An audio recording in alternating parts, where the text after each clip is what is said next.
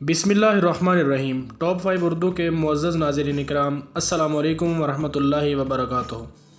दोस्तों, आज की वीडियो में हम आपके साथ एक ऐसी औरत की कहानी शेयर करेंगे जो कि अपनों के ठुकराए जाने के बाद और हालात से तंग आकर जिस्म फरोशी जैसे धंधे पर मजबूर हो गई, लेकिन फिर अल्लाह ताला ने उसकी मदद कैसे की और किस तरह वह एक बाइज़्ज़त ज़िंदगी गुजारने लगी, ये तमाम तर कहानी हम आपके साथ आज शेयर करेंगे।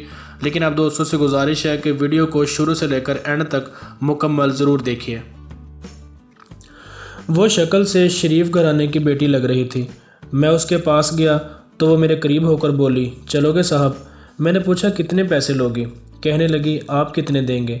मैंने इसकी नीली सी आंखों में झांक कर देखा, वो बेबस सी थी। मैंने बोला, आओ कार में बैठो। वो डर रही थी।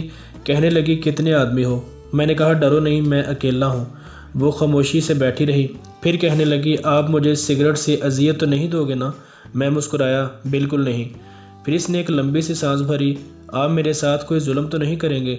आप मुझे चाहे 500 कम दे देना, लेकिन मेरे साथ ज़्यादती बिल्कुल न करना। वो बहुत खूबसूरत थी।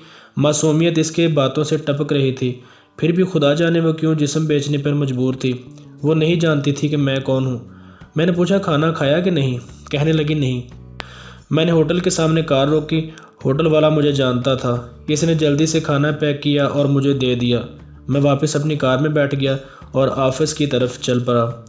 चौकीदार ने दरवाज़ा खोला। मैंने कार पार्क की तो रात के 11 बज रहे थे। सब अपना अपना काम कर रहे थे। वो मुसलसल मेरी तरफ देखे जा रही थी। मैंने खाना प्लेट में डाला और इससे कहा कि हाथ धो लो। वह कहने लगी, मैंने नहीं खाना। मैंने प्यार से कहा, डरो नहीं, कुछ नहीं होगा। वो हाथ धोकर आई, मेरे सामने कुर्सी पर बैठ गई और खाना खाने लगी। जब खाना खा लिया तो कुछ खाना बच गया। कहने लगी, क्या ये मैं घर ले जा सकती हूँ? मैं मुस्कुराया और कहा, बिल्कुल भी नहीं। वो चुप हो गई और बुर्का उतारने लगी। मैंने कहा, रुक जाएं, मेरे पास आकर बैठ जाएं। वो हैरान थी। मेरी आंखों में देखकर बोली, जल्दी से अपना काम करें और मुझे वापस छोड़ आएं। मैंने कहा, नहीं पूछूंगा कि तुम ये काम क्यों करती हो, क्यों अपना जिस्म बेचती हो। बस इतना पूछूंगा कि क्या ये काम छोड़ सकती हो।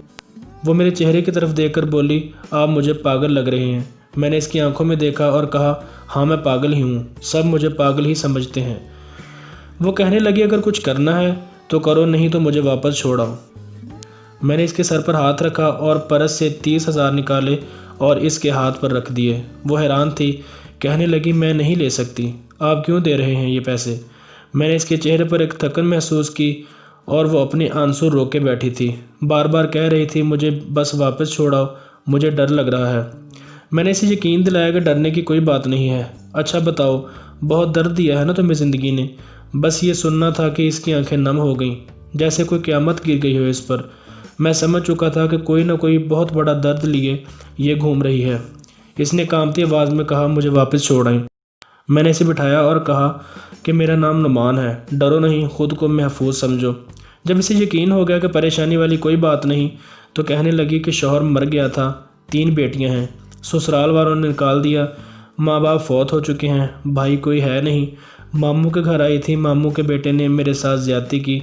मैंने जब मामी को बताया तो सब ने मुझे गलत कहा और मुझे धक्के देकर घर से बाहर निकाल दिया। दूर के रिश्तेदार ने एक बुड्ढे से मेरी शादी करवाई।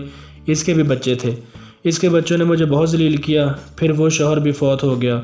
बेटियों के लिए दर बदर भटकने लगी। न छत थी न रोटी, भूख और अफलास थी। एक दिन सड़क के किनारे खड़ी थी कि एक साहब आए और कहने लगे, 1 घंटे के 5,000 दूंगा। ना चाहते हुए भी माँ की ममता हालात की सताई हुई क्या करती, आखिर चल दी। अब हर रोज़ जिस्म बेचती हूँ, किराए का घर लिया है, बेटियों को अकेला छोड़ कर आती हूँ। क्या करूँ? बहुत बार सोचा है कि ख़ुदकुशी कर लूँ, लेकिन बेटियों को देखकर हिम्मत नहीं होती। रो रही थी। मैं ज़माने की बेहिसी महसूस कर रहा था। इसके सर पर हाथ रखा और कहा कि आज से मैं तुम्हारा भाई हूँ। तुम अपनी बेटियों को लो और मेरे ऑफिस की ऊपर वाले एक रूम में शिफ्ट हो जाओ। वो यकीन नहीं कर पा रही थी। मैंने इसे कार में बिठाया और इसके घर जा पहुंचा। इसकी बेटियां सोई हुई थीं, बहुत प्यारी लग रही थीं। गोद में उनको उठाया, दिल को सुकून सा मिला। वो मुसलसल रोए जा रही थी। मुझे कहने लगी, आप फरिश्ते हैं या कौन हैं? मैं इसे अपने साथ ऑफिस ले आया। वो दुआएं देने लगी, झोली उठाकर। न जाने कितनी दुआएं देती रही और मैंने इसे कहा, जाकर सो जाओ, میں اپنے آفس میں آ کر بیٹھ گیا۔ میرے سامنے سے وہ چہرہ گزرا کہ ایک لڑکی اپنے شوہر سے جھگڑا کر رہی تھی، اسے کہہ رہی تھی کہ مجھے طلاق دے دو، تم کو میری قدر ہی نہیں ہے۔ وہ اپنا گھر جلا رہی تھی اپنی بے وقوفی کی وجہ سے۔ وہ بیچاری کیا جانے کہ زمانے کی تلخیاں کیا ہوتی ہیں، زمانے کا ڈسنا کیا ہوتا ہے۔ میں بتانا چاہتا تھا کہ اپنا گھر جان بوجھ کر اجاڑنے والی لڑکیوں کو طلاق لینا تو آسان ہے، اس کے بعد جینا موت ہے۔ کبھی ساس کا رونا، کبھی نند کا سیاپا، کبھی جٹھانی سے لڑائی، یہ ہر گھر کی کہانی ہے۔ اس کا ہرگز مطلب یہ نہیں کہ طلاق لینا یا گھر اجاڑنا ہے۔ خدا کی قسم ایک وقت آتا ہے نہ بھائی حال پوچھتے ہیں نہ سگی بہن، سب وقت کے ساتھ ساتھ چہرے کے نقاب بدل لیتے ہیں۔ ہر جگہ پر آپ کو کوئی میرے جیسا نیک شخص نہیں ملے گا جو آپ کا ہاتھ تھام لے، لیکن میری یہ ویڈیو شاید کسی کو بربادی سے پہلے بچا لے۔ ہم سفر کیسا بھی ہے وہ تمہاری ڈھال ہے۔ شادی کے بعد سگے بھائی سے خرچہ لینا بھی بھیک مانگنے جیسا لگتا ہے۔ میری باتیں وہ عورت سمجھ سکتی ہے جس پر ایسا کبھی کچھ گزرا ہو۔ ہم سفر جیسا بھی ہے وہ تمہارا لباس ہے۔ یاد رکھنا زمانے کے لیے تو تم صرف گوشت کا ایک ٹکڑا ہو۔ وہ زمانے گزرے مدت ہوئی جب رشتوں کا پاس رکھا جاتا تھا، اب رشتوں سے کھیلا جاتا ہے، ہوس پوری کی جاتی ہے اور پھر پھینک دیا جاتا ہے۔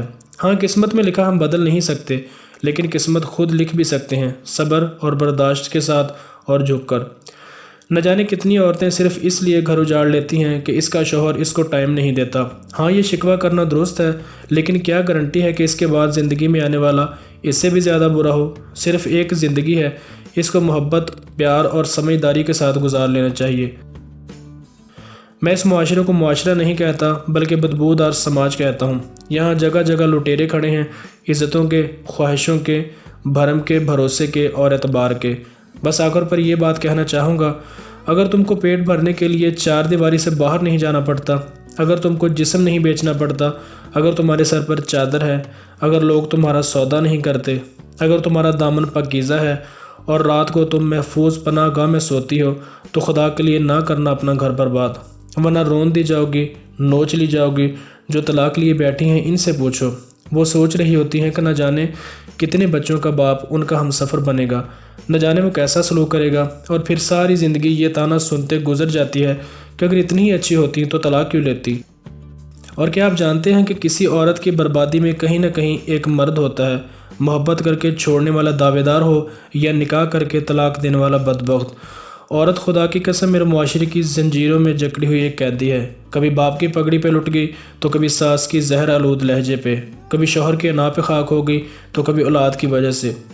مرد اگر سمجھ جائیں میری اس ویڈیو سے تو شاید میرا معاشرہ بدل جائے۔ ہاں، کچھ عورتیں ہوتی ہیں بازاروں جن کو جتنی بھی عزت دے دو وہ عزت کی چادر سے زیادہ بازار کی رونق بننا پسند کرتی ہے، اور پھر ایسی بدبخت عورتیں ایک بدبودار معاشرے کو جنم دیتی ہیں۔